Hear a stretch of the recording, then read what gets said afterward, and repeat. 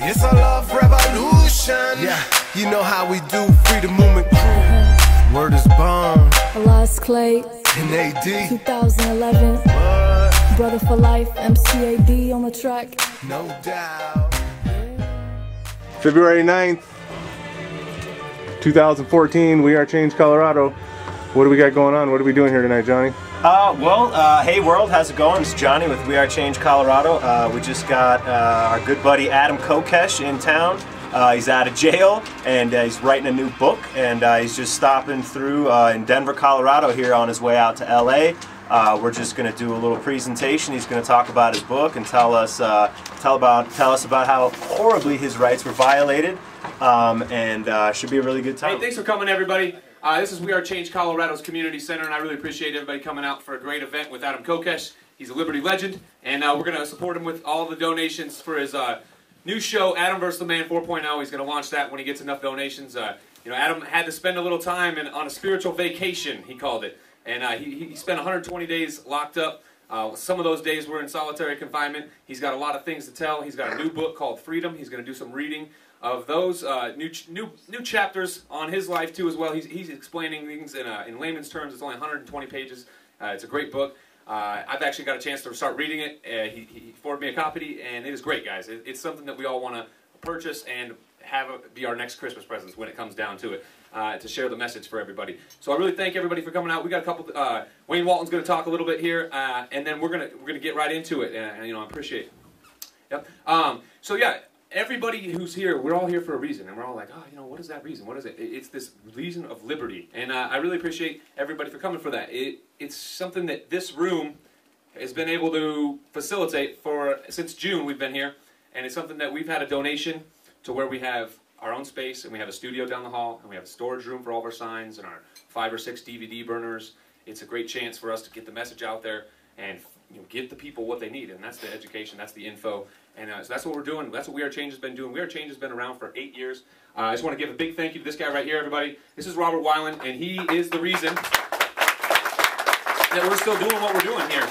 He was one of the founding members back in 2007? Yeah, wow. It's been a long, long time, my friends, and it's been a great battle. It's been a great mission, and many of these faces we've seen before. We haven't seen in a while. It's good to see them again. Many of these faces we see every week. We do meet every Monday night. It's a great opportunity to come and build community with your folks. Also, I want to let everybody know there's 2 other seats up here, too. If anybody in the back needs a spot, there's 2 other seats in the front here. But yeah, we've been able to do this successfully for a long time, and that's only because of you folks. You know, the people supporting us in what we do, and that's the hugest feeling of having all of you come here on a Sunday night and spending our time, you know, talking about liberty, talking about how we're going to fix what's going on in this country. It's very important. I thank everybody. Once again, I've said it a million times, but I really thank you from the bottom of my heart for coming out to this. This is a very strong showing. It's a strong showing for Liberty. It's a strong showing for Denver. And so, yeah, why are we changing the world? Well, there's problems. There's things that we've all all these mammals are realizing. You know, we're realizing, wow, what is going on? Why are we putting fracking wells all the way into the ground and putting them all around? There's many, many things we could talk about. But why are we here? And we're all getting this call to action, to do something about it, to show up and to participate in action. And that's why we're here. That's what We Are Change is all about, action. And I just want to give a little shout out to Stacy Lynn, who yesterday fired up Cheyenne, Wyoming about Agenda 21. I felt like the city was ready to grab pitchforks, and I felt like they were ready to go find every single elected representative who was supportive of Agenda 21. It was fired up. It was expiring. And Stacy's actually going to come tomorrow night, and she's going to give an authentic love workshop. And it's going to be, instead of the factual information on Agenda 21, ICLEI, the UN takeover, the information she's going to present is the information of love, and authentic love, that is. And it's very important. It's not as much factual. It's more esoteric. And tomorrow night, we're looking for about the same crowd. And so it's one of these events that it's a landmark event for us. This event is a landmark event for us. It's a great time to be active. So we hope that everybody in this room, you know, doesn't just disappear, you know.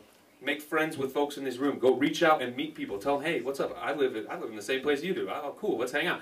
And that's when the most action of this group has happened, is when we're just hanging out. That's how we figure out the biggest breakthroughs.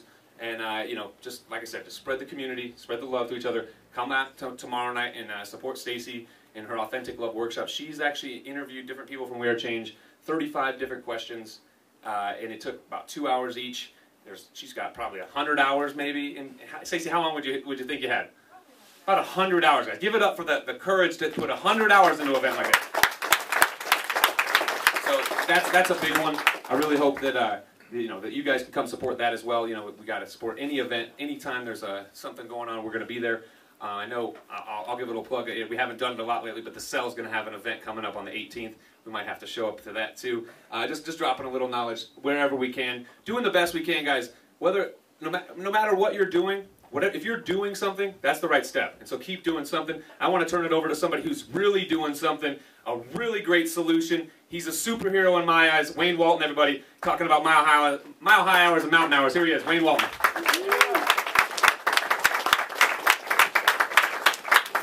Can you guys hear me? Do I need the mic? Use the mic. All right. Turn the lights off in the front, please. Nah, let's keep on.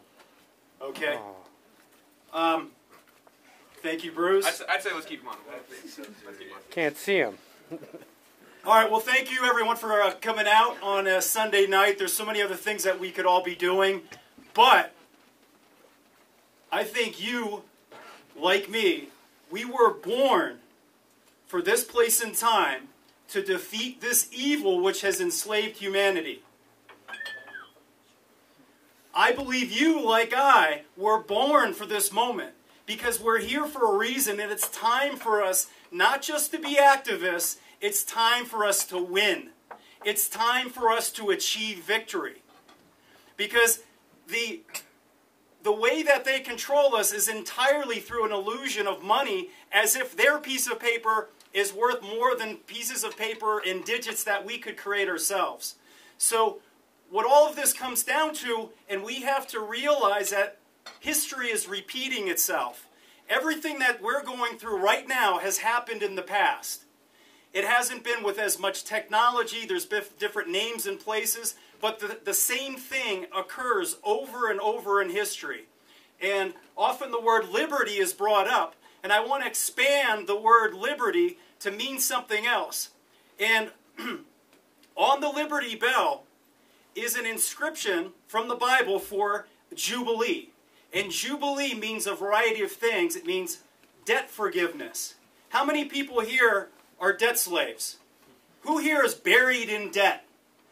Does everybody recognize that children are, a child is born to $60,000 in debt in the United States? That's slavery. But we keep it below, we don't talk about it. It's something that's suppressed. It's just, it's talked about on TV so much, but it's slavery.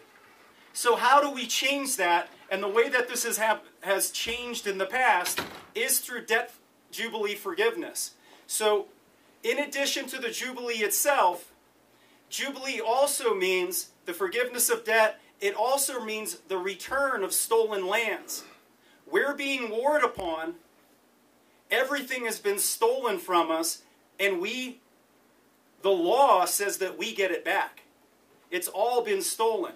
In addition to that, Jubilee also means where we wrest the land, and then finally the release of prisoners. And that's where, I was thinking of, Adam, he was put in jail for a non-crime.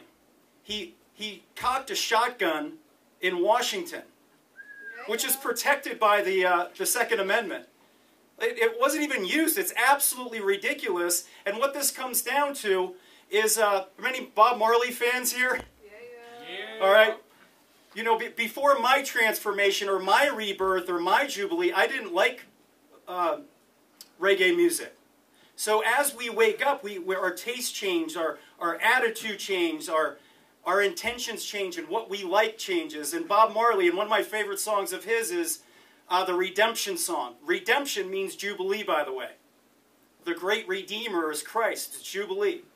And a line from that song goes, "How long will they kill our prophets while we stand aside and look? Some say it's just a part of it. We've got to fulfill the book." So you can substitute how long will they kill our prophets, or how long will they poison our water, how long will they poison our air, how long will they imprison our leaders like Kokesh? for nothing, for non-crimes? How long will they keep marijuana illegal when it's a benevolent drug that will heal cancer? How long will they keep fighting these wars over false flags? So it comes down to, until we fulfill the book, which is a usury-free currency which the have-nots issue themselves. We don't have enough money. We have to issue it ourselves because we are the source of all power. These benevolent love revolutionaries in this room, you all, we have to be the change, we have to issue the money. We can't be complaining about the bankers and complaining about the government. We have to be the change. Because when you're blaming, you're not taking responsibility. When you're saying it's their fault, you're giving them power over you. You're playing the victim. And we are not victims. We are victors. Victors. So in order to be sovereigns without subject, does everybody here believe in the non-aggression principle? Yeah. Yeah? Is that the foundation on which we will establish our new society? The non-aggression principle. Agreed? Come on! Yeah. Come on! Yeah. You want to win, you got to win. Your soul has to be engaged to it. It's time for us to achieve victory. It's time. No more dicking around. It's time. Right now. This group right here. Not somebody else. This group. And it's going to happen in Colorado. Can I get a hallelujah that it is going, the revolution is absolutely, positively going to happen in Colorado. Hallelujah. It is absolutely going to happen in Colorado. So, we've got to fulfill the book, and that involves the Jubilee. And the Jubilee is that land, this land, our homes, our land, the assets, the gold and silver, everything has been stolen from us. And as we have been warred upon, it's time for war reparations and to bring it back to the people. Because it's an illusion that a few men on Jekyll Island, 12 losers that would otherwise have no influence at all, that we should stand here and even think about them. Because we are the source of their power. They need us, we don't need them. So I want to recognize, we're going to play a video here of the Wandering Monks, and MCAD is the creator of an album called Jubilee. He's got copies of that here. Check out his music. AD, stand up and wave to the people for me, please. What up, people? We love you, yeah. AD. We love you. This is the Bob Marley of our generation. MCAD, check him out. It's love revolutionary empowerment music. Victory for a love revolution. So, this is Wandering Monks, Officer of Peace. This was, how many people here were in this video? Just raise your hand. Maybe 6. Watch this video, because this is exactly how the revolution is going to occur. The have-nots are going to issue their own money and hire the enforcers. We're not going to be debt slaves bickering with each other. We're going to unite with the men and women in uniform. Please play it, please. Yeah, 1 in 10. Remember how it was back then? All the crooked police, I am the officer of peace. Yo, 1 in 10. Remember how it was back then? All the puppet police, I am the officer of peace. 1 in 10. Remember how it was back then? All the crooked police, I am the officer of peace. Yo, 1 in 10. Remember how it was back then? All the puppet police, I am the officer of peace. When I saw the pigs, my heart pounded to infinity. I'm smart enough to know there's power in that stupidity. I never feel safer in the presence of police. Third string football players prowling the streets with a chip on their shoulder, so devoid of respect they need a clip on their hip and a badge on their chest. Somebody gave them jurisdiction to interfere and stop people in their tracks when they want to give them fear. I know there's great cops out there, and the fact is I'm luckier than many of my brethren. But that's when stupidity is dangerous, the bully you can't reason with unless something changes. Remember dirty cops? Yep. Remember getting shook down on the blocks, hollow tips packed in the Glocks. Military grade for the populace, sellout pigs represent Babylon metropolis. Yeah, remember legal jurisdictions, paid thugs to protect politicians. They fighting for the global corporate enterprise, the Big Mac, the small Coke and large fries. Remember Remember how the people were the enemy. Remember how they turned a blind eye to John Kennedy. Yeah, remember getting stabbed in the back. Remember crooked cops here supplying us crack. Remember when we said enough is enough, and revolutionary sheriffs put these bankers in cuffs. Yeah. And represent, hold it down for the street, and show love to the world and all my pain. I am the officer of peace. I represent the real republic, and natural law applies to me too. I don't wanna be above it. The antithesis of what you've grown to hate. Best believe against RoboCops, I hold my weight. I represent the real republic, and natural law applies to me too. I don't wanna be above it. The antithesis of what you've grown to hate. Now it's new days and new ways. I'm talking justice for the kids, the moms and the pops, all the good people who done flip pyramids. I'm talking new types of police, the most highly educated and compassionate will hold down the streets. I'm talking holding people's trust, cause victimless crime is no charge of mine. Ain't no reason to bust you. I love truth, I need proof. The power is the people, ain't no trouble here, no reason to cuff you. The new officers are careful with that gun use. If you're not strapped, man, I'd rather use my kung fu and mixed martial arts. Cause I get how problems start, but the new sheriff's wise with compassion in his heart. So I don't punish those who disrespect me, cause I'm self-confident, your little attitude's not threatening. Nor do I regulate on all your partying and drug use, that's on you, no need for guardians. I don't hide on the side of the road with the radar gun, I don't spy on you, nope. If you just honor the safety and well-being of others, we'll never have a problem, my brother, yeah. But most of all, I treat everybody equal. No matter how much money you have, I rep the people, not the banksters. The mafia-type predators get shut down. What now? You ain't repossessing protection, so the people have a choice. Protection, so that every living being on this planet has a voice. And I see you as my sister, my brother. Respect you like family, my father, my mother. Yo, I'll never bite the hand that feeds me. I'm only into action if the people here should need me. I'm really just a servant for the cause, to peacefully respect your right to live within the laws. And the laws we have are simple: show respect, keep your motives in check, be sustainable, cause it's attainable without domination. A strong nation is full of love and inspiration, and that's the way you really change the world. You start with your community, exemplifying unity and peace. Peace is what we all should hold the office of. Real talk, show love. I am the officer of peace. I represent the real republic, and natural law applies to me too. I don't wanna be above it. The antithesis of what you've grown to hate. Best believe against RoboCops, I hold my weight. I represent the real republic, and natural law applies to me too. I don't wanna be above it. The antithesis of what you've grown to hate. Best believe against bankers, I hold my weight. Go down exactly like that. The enforcers work for the people, finally, instead of the bankers. It's that simple.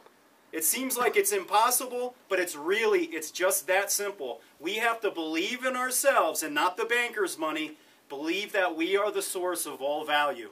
What I wanted to say is when we started the currency of Mountain Hours, we had an event called Rocky Mountain Puff, Peace, Unity, and Freedom Festival. And Adam Kokesh came to the event, and of all of the nationally known broadcasters, he was the only one that repeatedly covered Mountain Hours, even to this day. We have tried repeatedly to get on Alex Jones, and he censors our videos when we enter him in his video contest. We can't get on his. And this video right here, he had a Paul Revere video competition that was like $120,000. Well, you know, we've had Bill Still come up to Summit County and test Mountain Hours. Like, this isn't something that we're doing in darkness, and we can't get no love from AJ. But in the meantime, Adam Kokesh covered it no less than 6, 7, 8 times. So, so I can't express enough that he's a genuine revolutionary, as you guys all know, that he's standing up. And there's some people that perpetuate this as a business, this revolution thing. There's others. No, this is to end the genocide of humanity. This is essential. We've got to do this. So I appreciate it. Check out milehighhours.com. Mountain Hours up in Summit County. We're starting these all over the country.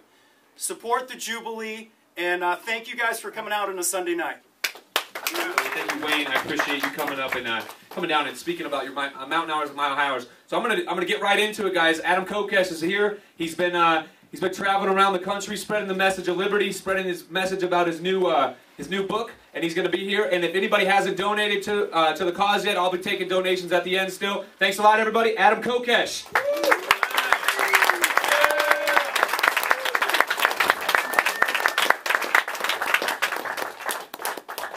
Hello, Colorado. Every event so far has been better than the last, and this one, I can feel it, is going to be right up there. Bruce, thank you so much for making this happen. We Are Change Colorado, for bringing all these lovely people together. I really appreciate it. You know what? I think I'm going to have to start by dropping the mic.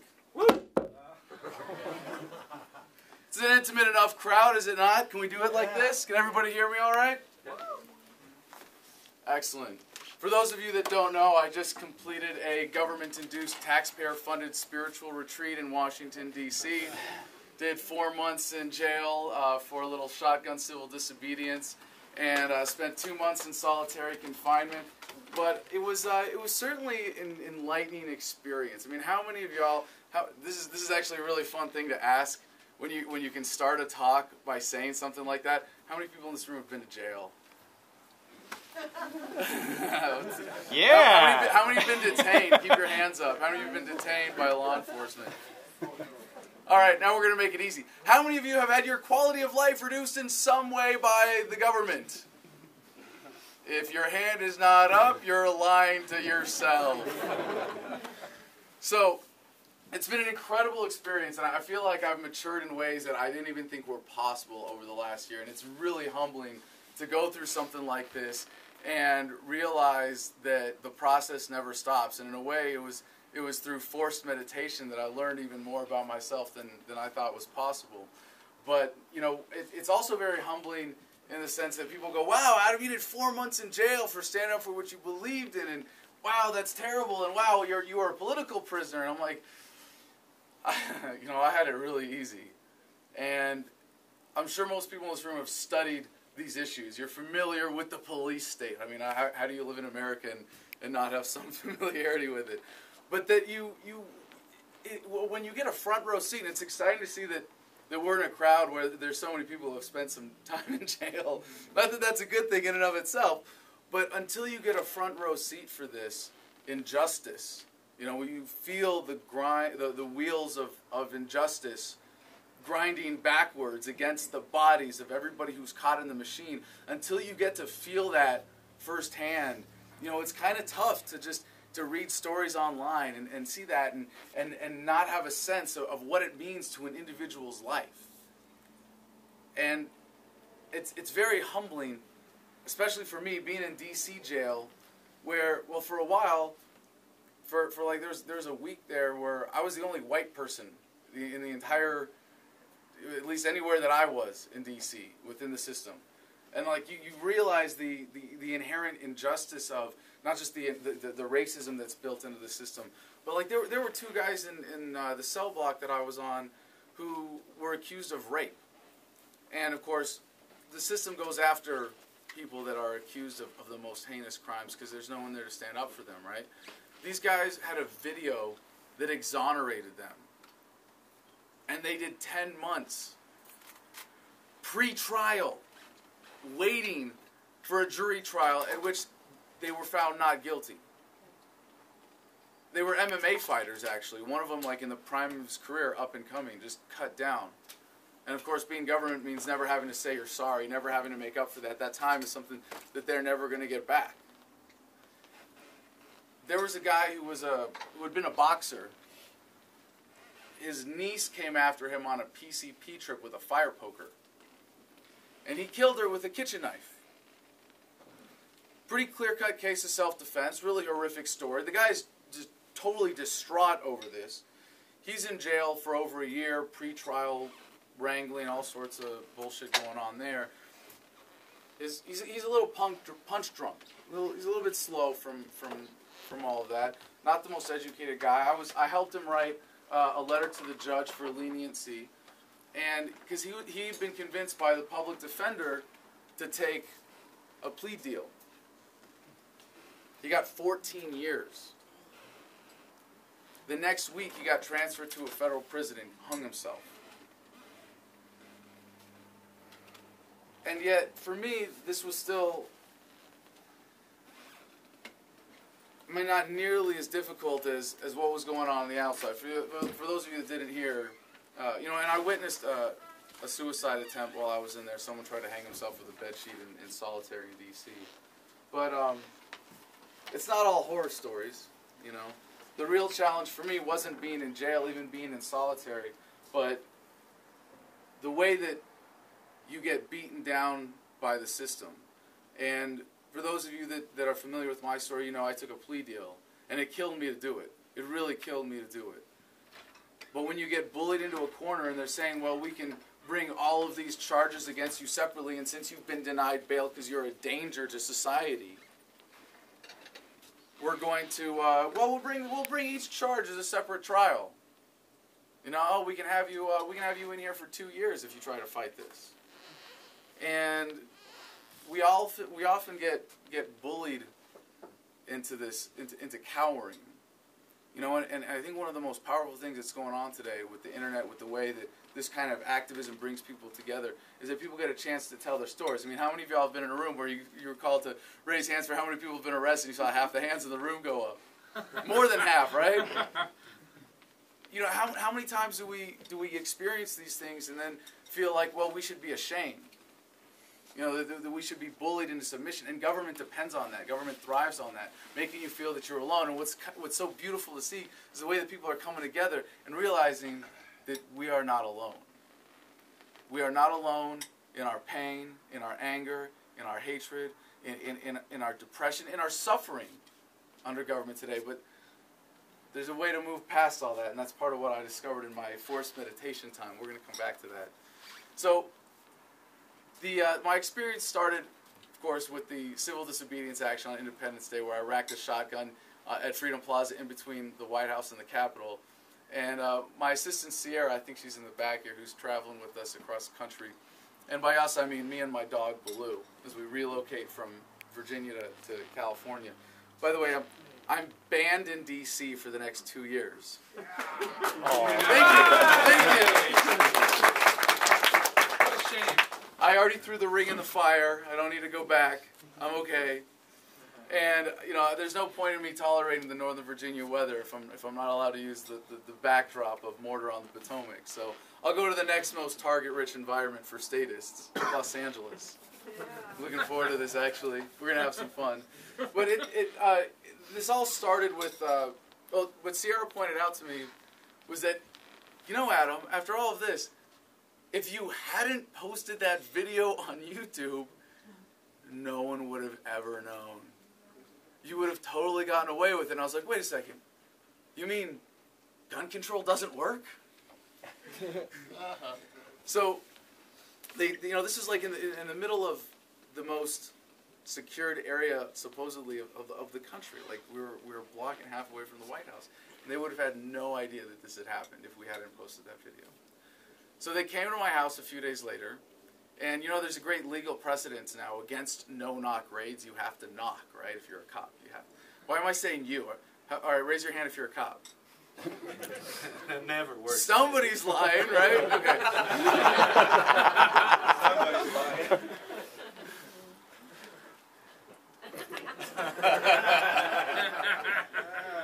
The guy with the sunglasses on. No, just kidding. We don't want to play those games. Those are very dangerous games. We know that happens, but we don't never want to, you know, ever be suspicious of people that are coming in to do good work. So, although if you are suspicious of someone who's coming in to, you know, to do good work, you make sure that they do all the heavy lifting and lift all, you know, carry the boxes up and down the stairs a few times, and we'll see how that affects you.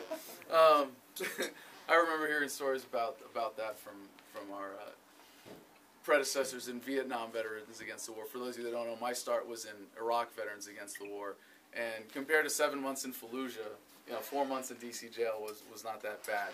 It was really just the uncertainty of it, you know, that feeling of being bullied into a corner, and what was happening to me on the outside. And I have to say, I feel really silly, almost kind of naive, as someone who makes a living talking about the danger that government represents. That, like, I did not see this coming. That they wouldn't use this as an excuse for a SWAT team raid. You know, they were going to knock on my door and say, okay, Mr. Kokesh, please come with us and have your fair constitutional trial in front of a jury of your peers. Whoops. So, while I was in jail, my legal defense fund was stolen by people that were working for me. Most of my possessions were stolen. When I got out of jail, I didn't come home to a mess. I was homeless because the one thing they didn't do with the money is pay the rent.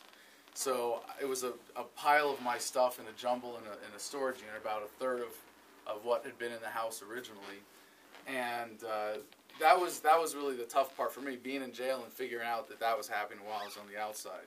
And you know, you can ascribe that to whatever you want, and I'm very careful. You know, I think as libertarians, and it was cool to hear that there's a good assertion of the non-aggression principle in this room earlier.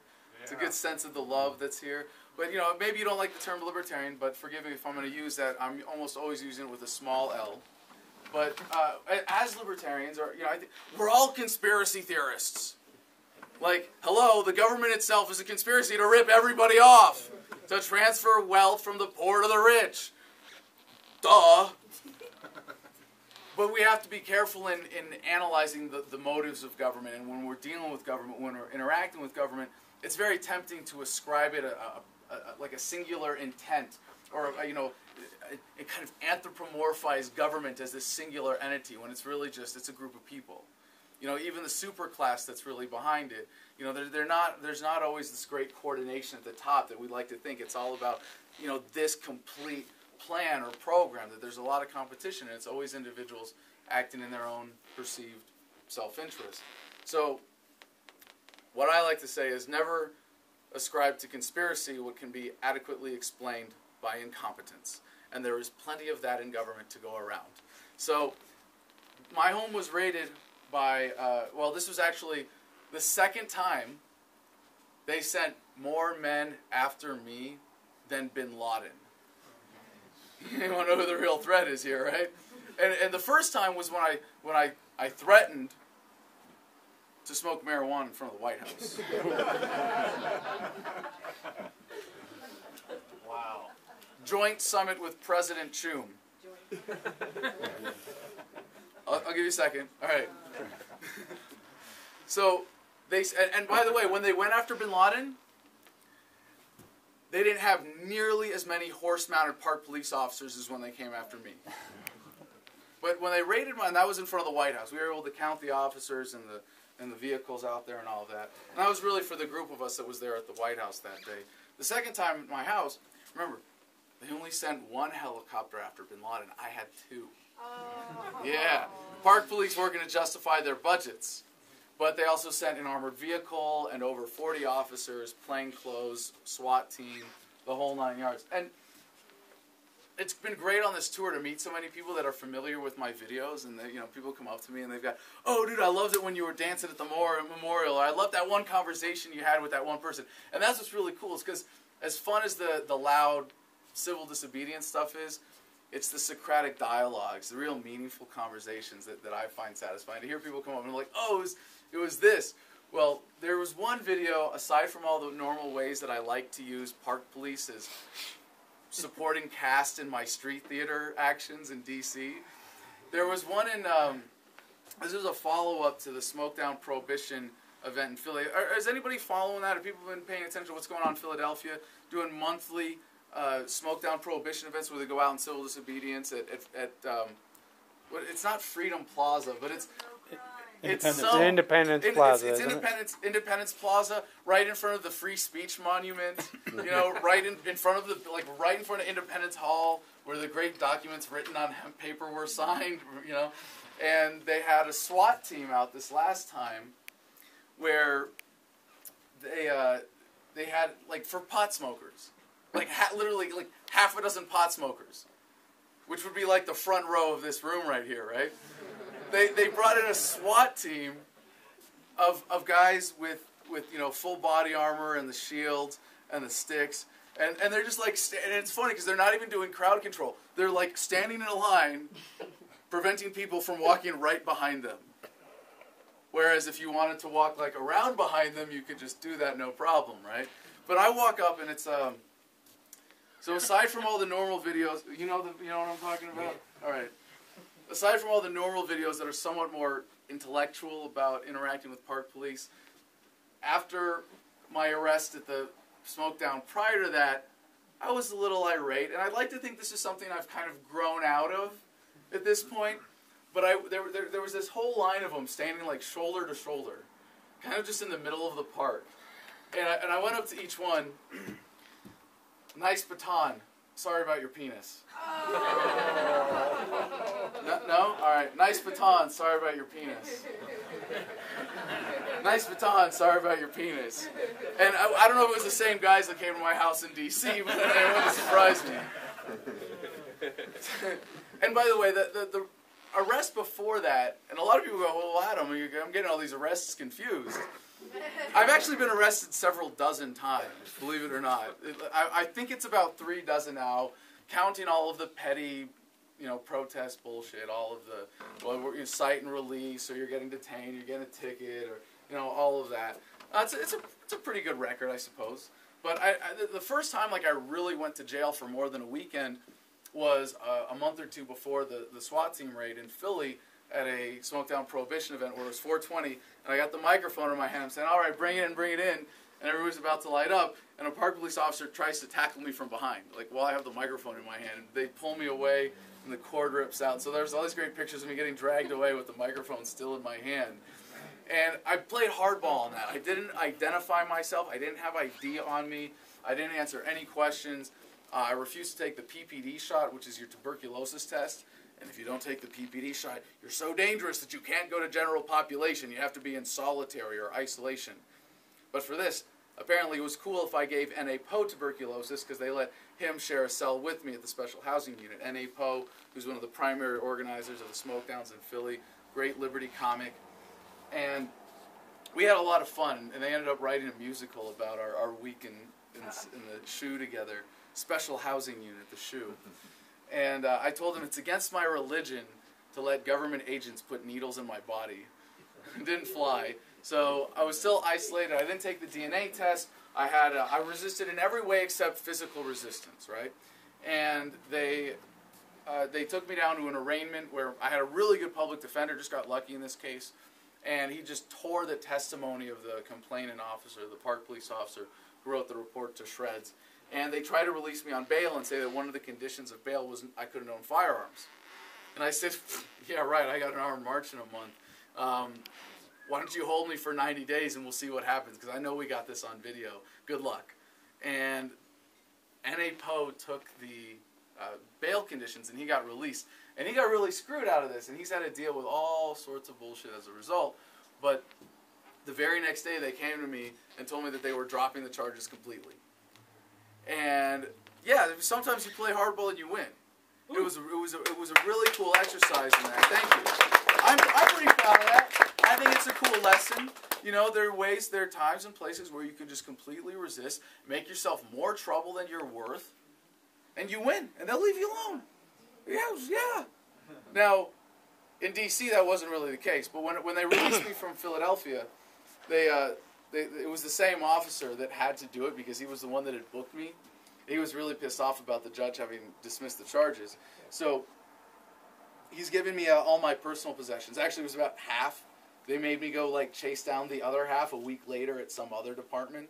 So he gives me half my possessions, all right, sign here for this, and then here's your ticket, sign here for this. It was a $250 ticket for disobeying an order and unlawful assembly, and I was like, yeah, right.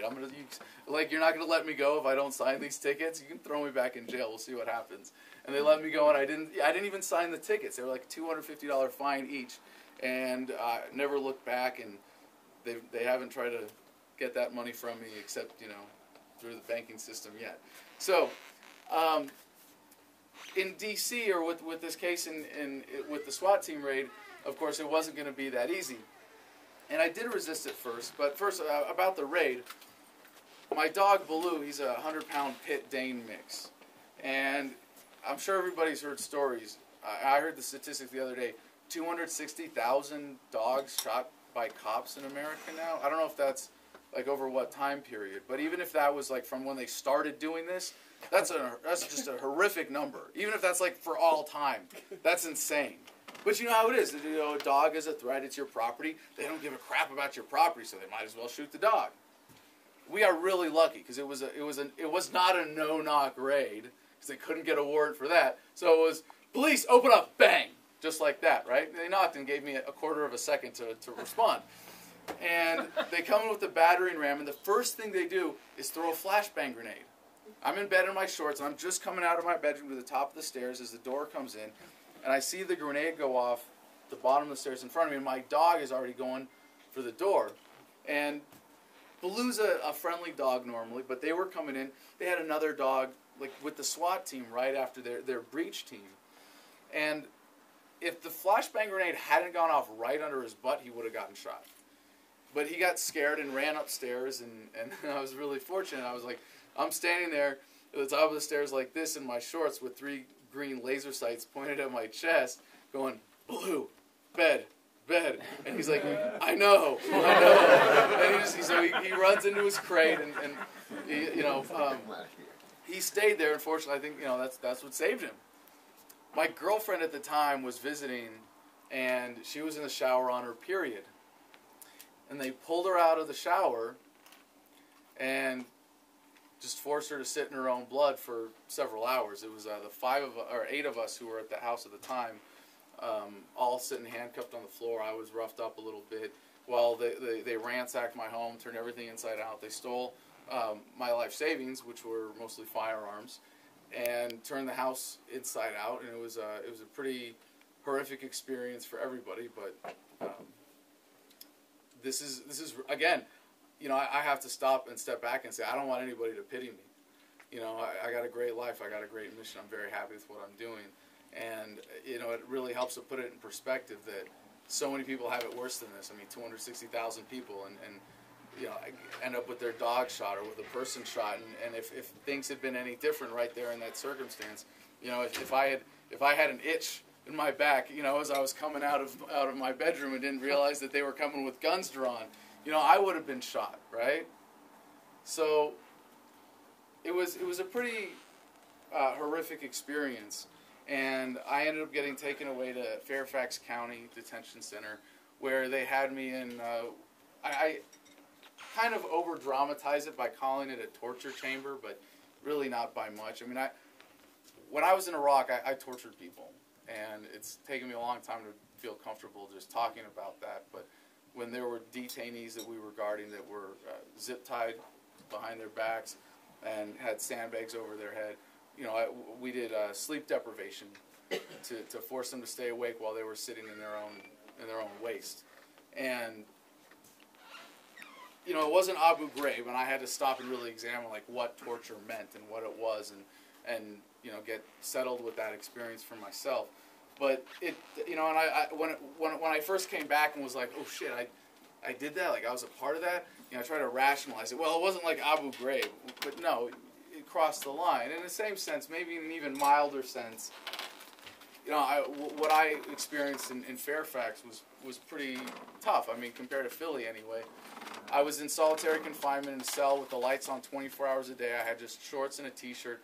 It was too cold for me to sleep. I had no blanket, no mattress, ants in the cell, and I was on a starvation diet of 3 sandwiches per day, little bologna sandwiches that the jail paid about $30 each for, right? Yeah. And I try to do the same, the full-on resistance thing. And for those of you that saw my mugshot where I'm smiling, I was actually handcuffed to a wheelchair when that photograph was taken. So I said, I wasn't going to resist, but I'm not going to assist in any physical way. And for the first 3 days, I really stuck to that. But then I caved, and I went to a regular solitary confinement cell. And I ended up losing 15 pounds in the first 3 weeks I was in jail because the meals were... I can't complain, after eating MREs for 7 months in Iraq and everything you experience in the Marines. I can't complain about the conditions, but it certainly wasn't enough calories, and it was kind of rough. And then I got transferred to general population in D.C. First to solitary confinement in D.C., and they forgot that I was supposed to be in solitary as I was being transferred, and this was really funny for me. All of a sudden, I go from solitary, and then I'm the one white guy getting transferred coming into the D.C. jail. And it was a great opportunity for outreach. You know, I didn't meet anybody who was pro-gun control, believe it or not. You know, there's the myth of the one guy that's like, oh yeah, I love gun control because it's for victim disarmament. Well, when most of the people in jail are victims who are there for victimless crimes, obviously they've got a little better perspective than that. And being able to bring the message to people, you know, in D.C. where they're like, well, you're here for you know, standing up for your gun rights. Well, you know, what can we do? And talking about community defense organizations in Southeast D.C. where they really are at a huge disadvantage, and the police have these jump-out cars. Does everybody know about this? This kind of a unique phenomenon in D.C. Have plainclothes officers that wear bulletproof vests and utility belts going around in unmarked vehicles, and it's white cops most of the time that pull up and jump out, black youth hanging out on the street. Oh, put your hands against the wall, we're going to frisk you because you look suspicious. And that's how they get all these people into the D.C. jails. So then they were like, oh crap, you're that high-profile case, we have to put you in solitary. And I actually asked for my prescription while I was in there. And they said, no, medical marijuana in D.C. hasn't come along that far yet. So, and it was funny, I told them, like, you know, they said, like, are we going to have any problem? Is your PTSD really an issue? So, like, sometimes I have trouble sleeping. So what do? They send, like, every officer in the chain of command to the first night I'm in solitary confinement. Hey, we just want to make sure you're okay and welcome you. Are we going to have any problems? I was freaking sleeping. Like, what are you doing to me? This is the problem right here. And it was a really interesting experience. I actually had a lot of the guards, even in Fairfax, they knew who I was before I got arrested, and they were really supportive. And it was like, it's the most frustrating thing when you're in that situation, and I'm like, okay, so I'm in jail for doing something that you support. Yeah. And you're the reason I'm in jail. You're the reason I can't just walk out that door right now. And when I was in solitary in D.C., you could start to talk to people. Like in Fairfax, it was just through the walls. It was really isolating solitary. But in D.C., you were on a hallway where you could talk to people across the hall, and you know, we would play games. We play the category game, like you know, someone would name a category like fruits, and everybody would have to name one until, you know, you repeat, and then you drop out one at a time, and whoever wins gets to choose the next round. So you could play fun games like that. But there was one day, actually it was in the middle of the night, this guard on patrol saw that I was up reading letters, and he comes up to the door, and he's like, hey, Kokesh, come here. He's looking at me. Hey, man, I heard you on Alex Jones. You're the only guy who can talk sense into him. I love what you're doing, man. And so when I got out, I texted Alex and I said, you know, I got some good news and some bad news. The good news is you got some people on the inside. The bad news is you've still got some people on the inside. And then I got to general population. And oh, before I say anything else, about getting letters in jail, there was a time when I was really isolated, when I got transferred from Virginia to D.C., where for 3 weeks I had access to the phones, but my numbers just hadn't been entered into the system yet, so like every day I get let out of the cell, and you know, while I'm in handcuffs, like reaching through a hole in a gate to dial on the phone, and then, oh, your number has not been entered yet. Okay, fine. And for that, when we were there, our half an hour a day of recreation was, instead of being in a little cage where you had a toilet and a desk and a bed, you go to a slightly bigger cage where you have like a space to walk around and a dip bar, and that was it. So everybody who wrote me letters during that time, I just want to thank you so much. I mean, it was really incredible to have that kind of support and to make sure that people in jail knew that I was there for a righteous cause. And so, like, oftentimes the guards that didn't know who I was when they were delivering the mail, they'd just be like walking around the cell block from door to door. Okay, Kokesh, come to my room, you know, my cell, my room, yeah. Kokesh, who the hell are you? And so it was a great opportunity for outreach there too, and I took the opportunity every time I got to say, you know, after every interaction with every officer, excuse me, sir, can I tell you something? Ma'am, do you have just another second? You're a free, beautiful, independent human being, and you should never let anyone tell you otherwise. And it was funny to get some of the reactions from that, because, you know, all the like the macho cops in there that are like expecting me to be this like punk asshole. They're just like, yeah. Right.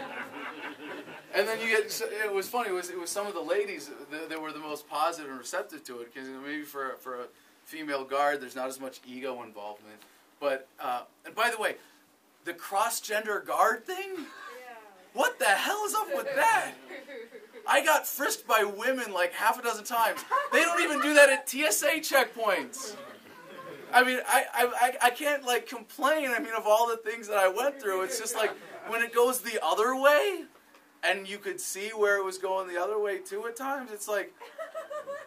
And then you read the horror stories, right? I mean, how many people have heard, you know, there was that jail in Texas where you had 2 guys got caught for, like, a whole string of sexual assaults. And you're like, well, those are just a couple guys that got caught. And it's incredibly rampant through the system, that, you know, when you give people that power over other human beings. But some of these women would just be like, oh, well, thank you very much. Have a wonderful day. And you can sometimes start conversations with, but then when they came back, you know, I would tell them every time, and especially for the guys that were really aggro about it, I made a point to tell them every single time, whether or not they had a minute. They're like, excuse me, sir, do you have another minute today? Just a second? You're a free, beautiful, independent human being. Just trying to, you know, get their attention as they're stomping away. But it really just was, you know, a great way to puncture that really tense environment in that situation, be able to connect to people that way. So then I got transferred to general population, and the first day I was there, I got mobbed by a gang of inmates right away, all with their hands outstretched, going, "Dude, we saw you on TV, loved your video, that was awesome." And I'd been starving before that, and they were all bringing me food and being nice. I felt like the most protected inmate on the block. And the one bright spot in all the media coverage for this for me, you know, you give them that 22-second video of racking a shotgun. They played it on local TV every single chance they got. Virginia gun rights activist Adam Kokesh going to court again. Here's the video. Adam Kokesh, Virginia gun rights activist, denied bail again. Here's the video. So they've been watching the news on TV in jail. Of course, they can't take that away from people because they want you to be dumb and docile, right? But and I can't say that I necessarily tested this theory, but I want to do a little experiment to see, you know, how effective the war on drugs is, right? In this most controlled of government environments, and found pretty good evidence to support the theory that on my first night in general population, I could have bought a joint for $5 worth of postage stamps. So for everybody that sent me stamps while I was in jail, thank you very much. Just had to, you know, maybe check some boxes and get the full experience. But coke and heroin was also very popular. And it is kind of a statist paradise, right? Everybody's equal. Nobody has to pay for anything. Free health care. Free food. Plenty of sex. I mean, no sex whatsoever. While I was there, they had to change the policy. Now, normally, shower curtains go all the way to the ground, right? Well, by the time I left, they were all cut 2 feet off the ground in case you had to see an extra pair of legs in the shower. So it's really, once you get to general population, by the way, how many people, we saw about half the hands in the room, right? Raise your hand again if you've been arrested, if you've actually done more than, you know, a couple hours in custody. Okay, so how many of you have done more than a week and gotten processed into general population? Okay, how many have done more than a year? Oh, damn. All right, well, apparently it gets, oh, one. All right, we got one hand. Did you go to a federal facility after a year? It was all state? But the longer you were in, the easier it got, right? Yeah. Well, in D.C., if you do more than a year, you go to the feds, you know, the feds. And that's when it gets really easy. And they say that, you know, the facilities are run at the, you know, the inmates run the facilities and the guards give them permission, right? You got a little sense of that? Well, even in D.C., just obviously going from solitary to general population was a huge change in that.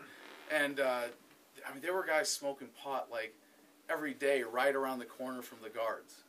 And there was one night they got a little sloppy with it, because they still got to be pretty controlled about it. They're going like into shower vents, and they're spraying stuff so it doesn't really smell. And one night there was a guard on our block who was like, "I smell marijuana. Everybody get in your cell," and locked everybody down. And so what does she do? She calls the captain of the guard who's on duty, and he says, "You know what? Forget it. Don't worry about it. It's just pot." Yeah. Like, in jail, it's not even worth busting pot smokers. But on the flip side, when you're out of jail, and this was true, I think we saw in Philly, and this was one of the great talking points for the Smoketown Prohibition events in Philly, they have labs, crime labs, where they have rape test kits on backlog. And instead of spending the money to go after rapists, they're busting pot smokers protesting in front of Independence Hall. That's fucking sick. That's what you get when you entrust somebody like the government with managing the public safety or going after bad actors. And we'll come back to that. But anyway, so I was in general population for 2 months, and it was a really so I got to tell one more story from solitary, just to give you a sense of the security that I was subjected to for my own safety, for my own benefit. Every time we got to take a shower, which was 3 times per week, guard comes to your cell door. All right, take all your clothes off, hand them through the slot. So you take all your clothes off, you strip down, then you gotta lift them up, you gotta squat and cough, and then you have to they shake out your clothes, you get them back, and you're holding your shower gear like this, and you put your hands to the slot, and you get cuffed, and then they open the door. And I always thought it was really dramatic. I always stood there till the last second while the door goes, I was like, yeah, I'm that bad. You gotta hold me behind a motorized door. And so I would come out, and then you gotta lean up against the wall, and then you put up one foot, and they cuff that, and then you put up the other foot, and they cuff that, and then you go 20 feet down the hall and repeat the process in reverse, take your shower, then do the whole thing all over again just to go back to your cell. That was just, the busy work of the security procedures in solitary in the D.C. jail. So your tax dollars hard at work, keeping you safe from people like me. And, while I was in jail, I had some good meditation time. You can only stare at the paint peeling off the walls for so long. And I actually came up with an idea for a book that I'm really excited about. And I started writing it, and Bruce has gotten a chance to get into it. And I really appreciate the plug, because this is really exciting. If you're a libertarian and you've done any kind of study of the history of the movement, you can go all the way back to its roots. You can go back to maybe even Plato and Socrates, to John Locke, to the Lockean concept of property rights, to Adam Smith and the invisible hand, for everything else that he got wrong. The significance of that towards our understanding of economics as human relations, right? To Lysander Spooner, to Ludwig von Mises, to Friedrich Hayek, to Ayn Rand, to Murray Rothbard, who I think really was the first person to really codify this coherent philosophy as it was. To Konkin, Sam Ed Konkin III, with the idea of agorism, to even some of the great thinkers of today, like Stefan Molyneux, who's brought in a whole other psychological and philosophical aspect to what it means to move society forward to a voluntary society. And I came up with this idea for the book, and I was like, wait a second. Nobody's written this book yet? Like, I get to be the guy to write this book? The guy that was dumb enough to go to Fallujah? The guy that volunteered for the Marines? Like, the guy that took 10 years from going, well, I'm going to be a libertarian because I'm not going to be some lame Democrat or Republican, to actually understanding what it meant. Like, I get to be the guy that writes this book? And I'm really excited about it. If we have time, if people want to get into this later, I have some outlines printed out, and we'll pass them out, and we can take requests by chapters. This is part of the fun of it. It's 60 short sub-chapters, 10 chapters, and it's like unlike any libertarian manifesto before it. It's very open and accessible, as Bruce pointed out. I really appreciate that endorsement there. But you won't have to buy it, because it'll be available for free online in every single digital format possible. We're going to sell paperbacks at cost that are like pocket constitutions. And I'm really excited about the distribution of this.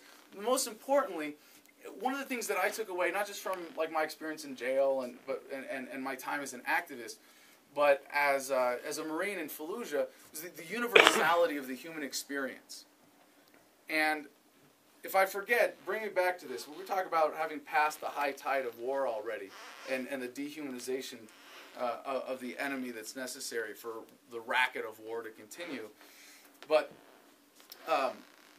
this book is written not to an academic audience, not to an activist audience, not to a philosophical audience, not to an American audience, but based on the global phenomenon of statism. Because it really is a global paradigm. The idea that we are going to turn to governments, to institutions of force and coercion, to organize society. And it's truly what we're up against. So it's really exciting to me now that I've got a critical mass of an audience online. Just on Facebook over the last couple of weeks, we put out requests for translators. We've already got enough volunteer translators to translate this into enough languages to cover 90% of the population of the planet. So, but it's thanks. So it'll be coming out on Independence Day, and when it does, you'll see in all of these other languages at least a plain text version, and I'm hoping for an audiobook in all of these. But we've even got someone to step up who's going to translate it into Esperanto and Klingon. So it's going to be the first Libertarian Manifesto made available for free online, accessible to an intergalactic audience. It's very important that we broaden the appeal of the message, right? I mean, hey, if they get here first, we want to make sure that this message gets out there. Despite our governments, we come in peace, right? So I'm really excited about this book, but before we get into that, I want to share what really was my particular epiphany from being in solitary confinement. So, how many of you, when you woke up, by the way, this idea of waking up, it's a nice metaphor, but it's kind of a mythology that we promote in our movement, right? That it's like, oh, you take the red pill, and the next day, you go down the rabbit hole, and that's it. But how many people really woke up that quickly? I mean, stop and ask yourself, like, did it really happen overnight? Okay, for one, two, okay, a couple people? Well, some of us took 10 years. Yeah. Give me a break. And most people, what's the difference between a statist and a libertarian? About 6 months, right? Well, now it's a weekend of watching YouTube videos and reading Wikipedia articles, right? So it's getting shorter and shorter, and that time is getting condensed. But I think we kind of do ourselves a disservice when we do activism. We think, oh, we're going to try to give someone the red pill. Like, this is going to be it. And this is, it's a much bigger process than that. So, how many of you, when you woke up to the nature of government, got depressed? How many of you were afraid? How many of you were angry? How many of you were fearful? Okay, great. And then you go out into the world and you tell people who don't understand this, now please join me in my pain and my anger and my depression. Why won't you listen to me? And they go, give me the blue pill. This steak, it tastes so good. Why would I want to join you? And it's so contrary to the philosophy itself to think that you are voluntarily taking on some worldview or some idea or just getting some new information or some base of knowledge that doesn't make your life better. If you're not having fun, you're not doing it right. You see a lot of activists get burned out because that's how they relate to people. That's what they become when they wake up. They get frustrated and they get angry and they get afraid. And the government doesn't care if that's your reaction because they want it to be that. And they want other people. They want all the people who have taken the blue pill and are like happy being sheeple, being slaves. They are happy that your response to an understanding of government is fear. Because they can control how you feel, they can control what you do.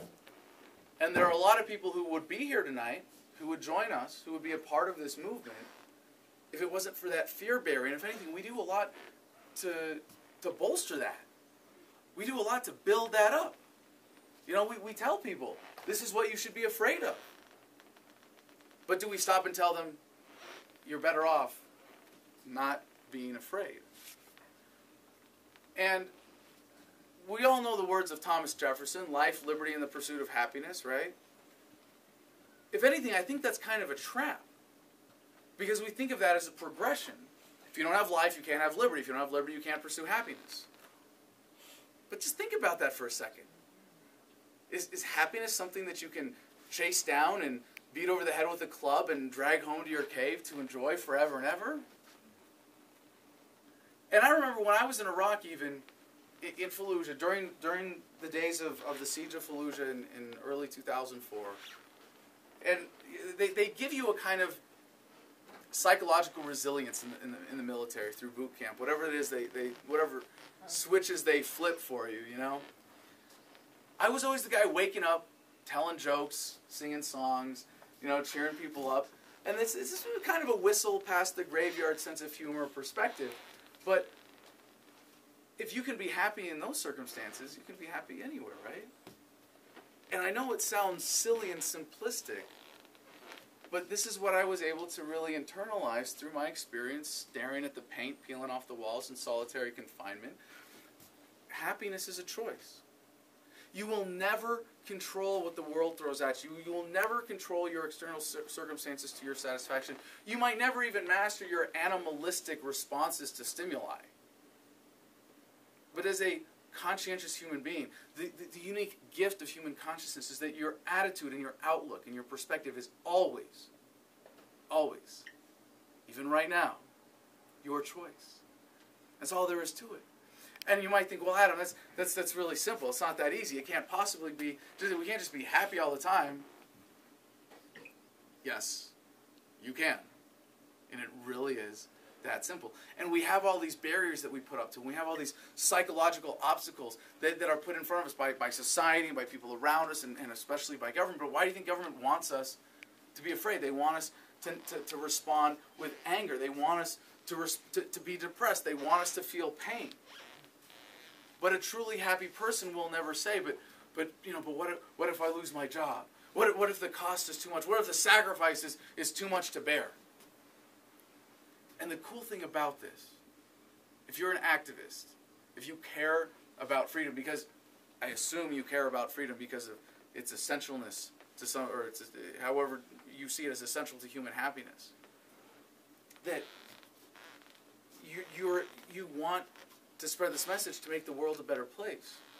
It changes your attitude towards the oppressors. Perhaps an overly dramatic word, but I'll be specific here. The cops, the IRS agents, you know, the bankers, the politicians. You think the cop who beats up protesters is a happy, well-adjusted individual? You might be getting some sadistic pleasure out of that. But do you think that guy enjoys his life? You think the guy with the baton is happy with his insecurity? You think the sociopaths in D.C., you think they're emotionally healthy people? Do you really think they enjoy their lives? The bankers, the war profiteers, you think they're dumb? No way. They know exactly what they're doing. Look at Obama himself. For all the accusations about Obama, I hate hearing that he's stupid. Do you know how hard it is to be the most effective pitchman for the powers that be? To be elected president of the United States? That's a really competitive job position. He is not dumb. The one thing he is not is dumb. And he knows what he is doing. He knows the impact of his policies. He knows the effect that it has on average Americans. He knows who is getting rich and he knows who is getting screwed. And somehow he is twisted enough that he is able to go to sleep every night. You think that's an emotionally free, well-adjusted individual? And it's a kind of voluntary emotional slavery that we engage in when we give up this essential freedom that is the gift of human consciousness. When we give in to fear, we are allowing ourselves to be enslaved by our own choice. The respect for your own will is the only, or with respect for your own will is the only way to live to your full potential as a human being. Anything less than that is to deny yourself your inherent freedom. And when you can put a smile on your face when there is a boot heel on your neck, literally, when you're in solitary confinement, when you're suffering in whatever way that you are because you just got a letter in the mail from the IRS or from some local bureaucrat, or because some family member of yours just got killed by the cops, or whatever the case may be, your attitude towards the oppressors is fundamentally altered. And instead of being angry or hateful or resentful or depressed in any way, a truly happy person, a truly free person, looks at them and says, "Oh my gosh, I pity you. How could I possibly allow you to continue in the misery of oppressing others? How could I possibly not share this joy with you that is true freedom?" Can you imagine how far along we would be as a movement if we had taken this on 40 years ago? If we come to one of these scary collapse scenarios, and for people that have been like steeped in this for a long time, we've been hearing that the dollar is about to collapse in the next 6 months. Buy my gold for the last 40 years. When do you start questioning that? When do you start thinking, by the way, all right, I'll take a little sidetrack here. I can prove to you with hand charts that the collapse of the United States dollar system is not inevitable. How many people think that the collapse of the dollar is inevitable because it's exponential? I already said that it's not, so now you're not going to raise your hands, right? All right, you think it is. All right, so check this out. The printing of money is exponential because the more it devalues, the more they have to print. The numbers of it go up. And we've seen Weimar Republic, Zimbabwe, right? These great examples. But it's different when you have the world reserve currency. But what does that actually represent? The creation of more money represents a ripping off of everybody else, a siphoning off of value, a transfer of wealth from the poor to the rich. So at some point you go, well, that can only go on so long before it collapses under its own weight because they have to print more in order to even let for the system to even function. But what we are coming to now is actually a very unique point in human history. Because while the creation of money is exponential, human productivity driven by technology is also exponential. Which means that hypothetically, those two curves could keep on going forever as long as for the average American, quality of life keeps going up linearly. Because the human mind doesn't think that way. The average person is going to go, well, I got a bigger house than my dad. I got a shinier car. I got a smartphone in my pocket. Why would I ever want to, hey, this steak tastes really good. What's going to change that is the changing of awareness. So, what's your answer for a collapse? I mean, there are three things that could collapse, right? The government. And we go, that's not so bad. But really, being compassionate, knowing that there are so many people that depend on it, that's not really a good answer either. The monetary supply, and I'm not saying it won't collapse. I'm just saying that it's not inevitable. And you got to have some explanation when the average person says, wait a second, haven't you been saying that the dollar's about to collapse for 40 years? Third one is the internet. Now, we've seen the worst that they can do with the internet in China, and yet still the cat's out of the bag. They're still playing whack-a-mole with individual microbloggers trying to say, no, don't question government. But look what happened in Egypt as a counterexample. Remember the slogan? When the government shuts down the internet, it's time to shut down the government. Now, the real reason that was so significant is because we all know what the internet's really for, don't we, men? And if the government were to shut down the internet, there would be way too many people very angry with way too much time on their hands. And an extra hand. And an extra hand. So, we are too dependent on the internet. And none of these collapse scenarios say that it's going to be some horrific thing that people are never going to recover from. But if your answer is to have guns and ammo, and I don't think that's a bad thing, what's the government going to do in this scenario? Oh, yeah, go be self-sustainable. That's great. We'll let the people in the cities just die off. No. They're going to protect them. They're going to come after you first. Think about that for a second. Who are they going to make an example out of? The people standing up and saying, see, we can prove that we don't need government. And what's our answer? I mean, I don't think it's coming to this. It's all hypothetical. But what's our answer to this, generally as libertarians? Well, where did Rothbard get us, right? Education, activism, political action. Where did Sam Konkin get us? Agorism, and that's huge.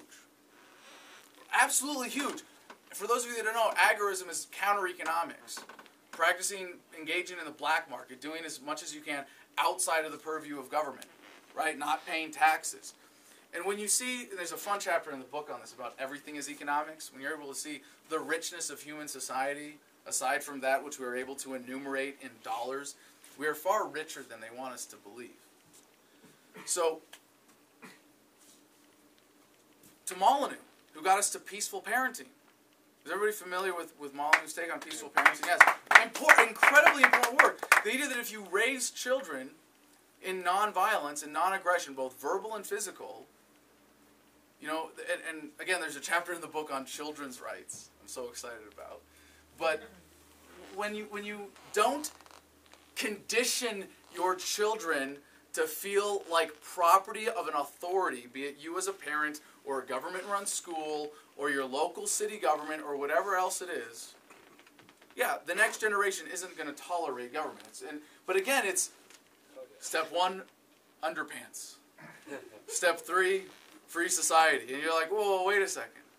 So what I would like to think that is a legitimate original intellectual contribution to the movement, although really only in this context, and really just combining the ideas of so many other great intellectuals, is this idea of localization. That we can take governments apart from the top down. And you don't even have to wake people up all the way to get them on board with this.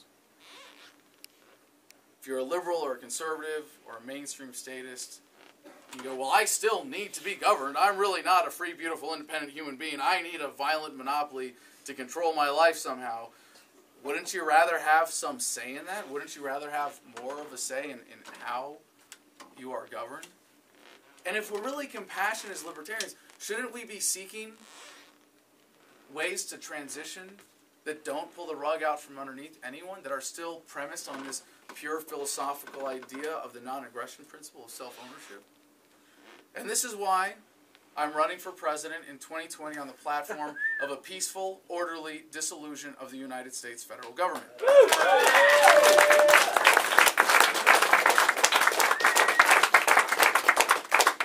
And that's if it survives to 2020. But the message is really simple. We can do this the easy way or the hard way. The easy way is to face up to these issues. The hard way is to ignore them and hope that the government spares us in its death throes as it violently clings to power. So, I would hope that we can, as activists, not only be more compassionate in how we reach out, be acknowledging of the reality that people are in, be acknowledging of the psychological space that people identify with as statists, as the mainstream, as the current paradigm right now. And I think back to, a little confession to make. I once ran for Congress as a Republican, and I was one of these guys running with a pocket constitution in my back pocket, going around like, the government, it lies, and it cheats, and it steals, and it murders, and it doesn't even follow its own rules. I mean, what a pretentious asshole I must have come across to the average person who's like, yeah, I know government's a pain in the ass. What, this ain't news. All right, good luck, buddy. So we are coming to a very interesting time in the human experience right now. I'm talking about like exponential growth curves, everything driven by technology, Moore's law, computing power doubling every 18 months. Well, so much of the rest of these dynamics are driven by this. And I think one of the things that I really enjoyed with my podcast, I've had a unique luxury and indulging all of my intellectual curiosities as a full-time blowhard is researching some of these issues and getting into the technology and seeing how this is going to affect these broader dynamics. You know, we're coming to what Aubrey de Grey describes as longevity escape velocity. Has everybody heard of this? Very exciting idea. Human life expectancy is continuing to go up, although we might see a bit of a dip here in the United States right now, right, as people poison themselves. But based on technology, human life expectancy is going up and up and up, and it goes up more and more every year. What happens when it gets to the point where it's going up 1 year per year? We are coming to that point, and it's driven by technology. If you're young and healthy today, by the time you get to 100, they will have cured all the diseases that 100-year-olds die of. By the time you get to 200, they will have cured all the diseases that 200-year-olds die of. Let that sink in for a minute. Congratulations. You made the cutoff. Our generation. Yes, we did it. You're there. But we're coming to a different level of awareness as well on the internet, and this is really exciting for me about the high tide of government. And I think I can prove beyond a shadow of a doubt, just by an examination of explaining these dynamics, that we have passed the high tide of war as a racket. It used to be that you could convince millions of young men to go to the other side of the planet and kill millions of people that they hadn't even met. World War I, World War II. Vietnam, you had to have a certain amount of dehumanization of the enemy.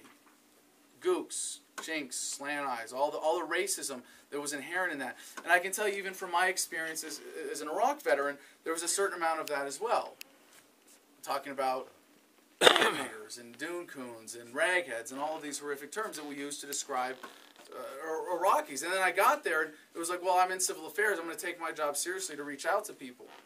And that's what really had me realize that the universality of the human experience that so motivates my understanding of the world today.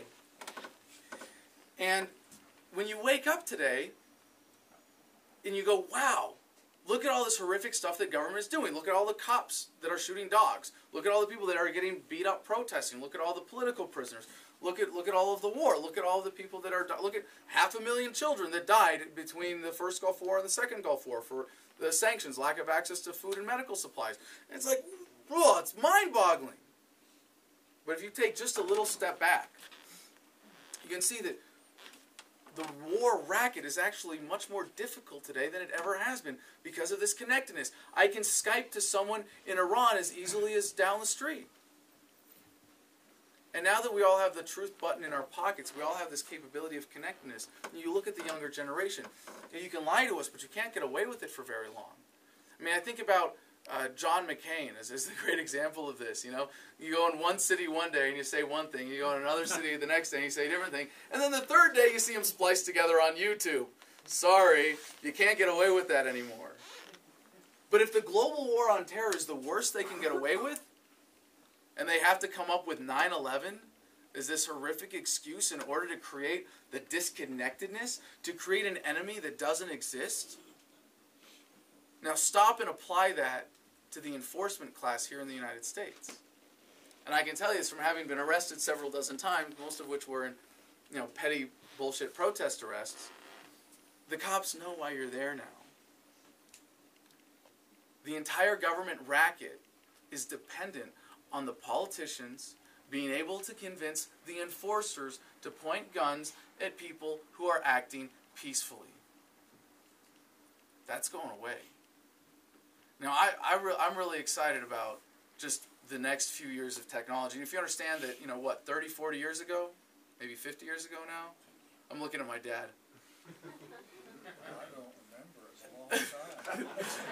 How long ago was this computer right here require you know, a building to house? In 1970,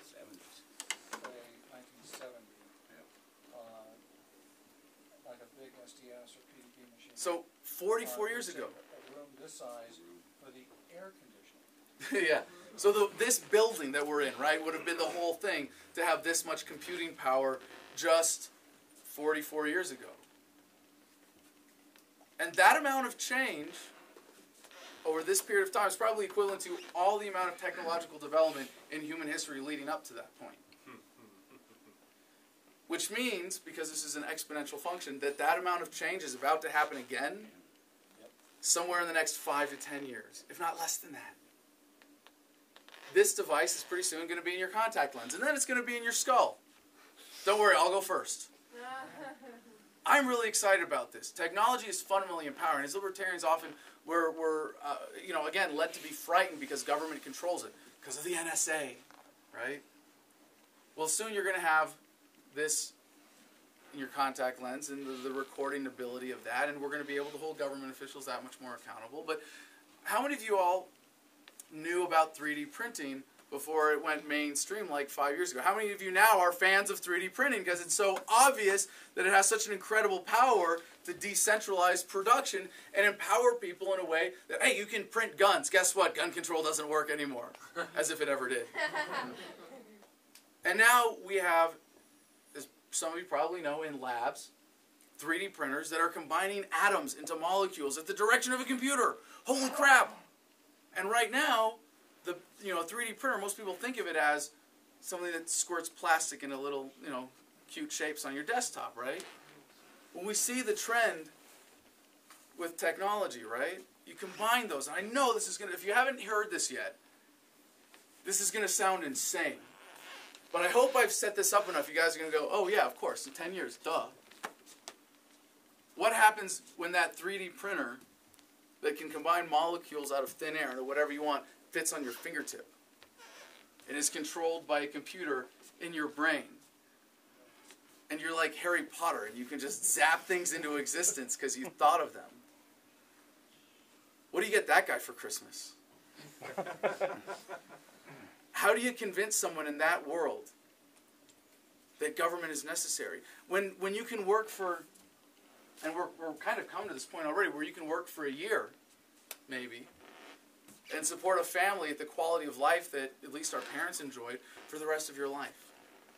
What happens when a year after that it's a month, and then a week, and then a day? And then the whole exploitation racket falls apart. And I can't imagine government existing in this world, but for me, this is the most important motivation in spreading this message. I can only describe this, and I know I passed algebra in my statist indoctrination center. An exponential growth curve never goes to vertical, right? But right now you can look up where the smartest computer on the planet is and figure out how smart it is. You can compare it to the human brain. And we're coming to the point where, where we're going to have computers smarter than us, the singularity. I don't really like that term because in a way, computers are already way smarter than us. Some people are already frightened by that. But life expectancy, productivity, connectedness, love, understanding, all of these things going so fast that from the perspective of this little pea brain, they might as well be vertical.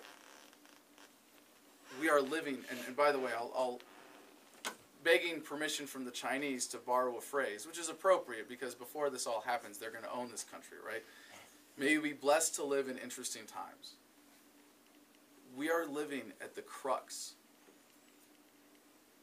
of human existence right now. We are coming to the asymptote. It's the only way I can describe it, of the human experience. It is a beautiful time to be alive. It is incredible to be able to sit where we are in human history and look back and look forward and see all these things happen and then say, well, you know what? I get to be a part of this. I get to shape this. This is part of my destiny. We are living in the most peaceful times in human history already. You as an individual, this has been statistically demonstrated, are less likely than ever before to be subject to violence at the hands of another human being. Go team people, right? Yeah. Isn't that exciting? Yes. This is our destiny as a species. This is where we are coming to. And I can't think of any more important mission, any more important calling than to ensure that we get past these primitive methods of settling disputes by violence, of organizing society by coercion, before we get to this taking off point where we're all 3D printing rocket ships in our backyards and populating the cosmos. So it's a very exciting time to be alive. And I just want to say thank you so much for being here tonight. Thank you so much for being a part of it. We're going to take some time for some questions and some sub-chapters from the book real quick before I let you go. But let me just finish this part by saying thank you so much for your time, your attention, your love tonight, and for being a part of this amazing experience and making it possible for me to do what I do. So thank you very much. It's a love revolution. Yeah, you know how we do. Freedom Movement crew. Word is bond. Elias Clay. And AD. 2011. Brother for Life, MCAD on the track. No doubt.